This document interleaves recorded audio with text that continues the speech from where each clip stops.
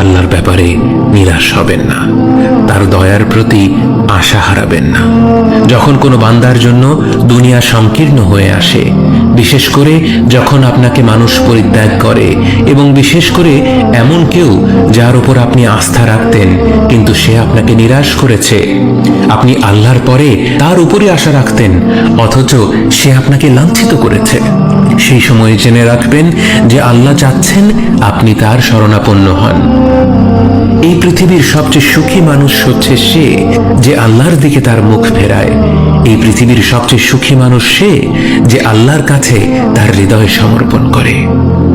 মনে রাখবেন যে আপনার একজন মালিক রয়েছেন যিনি আপনার প্রতি আপনার নিজের নফসের থেকেও দয়াবান, যিনি আপনাকে ভালোবাসেন এবং ভালোবাসেন যে আপনি তার কাছেই আশ্রয়ের জন্য ছুটে যান আর তাকেই আপনার দোয়ায় ডাকেন।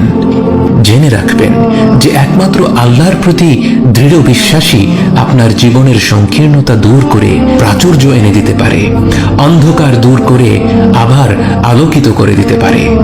আপনি জেনে রাখবেন যে আল্লাহ আপনার প্রতি আপনার নিজের থেকেও বেশি দয়াবান।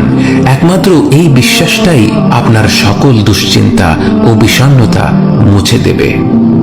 কে আছে এমন যে আল্লাহর দরজায় দাঁড়িয়েছে কিন্তু আল্লাহ তাকে তাড়িয়ে দিয়েছে? তিনি তো সবচাইতে উদার, মহা দয়ালু, মায়ার সাগর। আল্লাহর ব্যাপারে নিরাশ হবেন না, তার দয়ার প্রতি আশা হারাবেন না।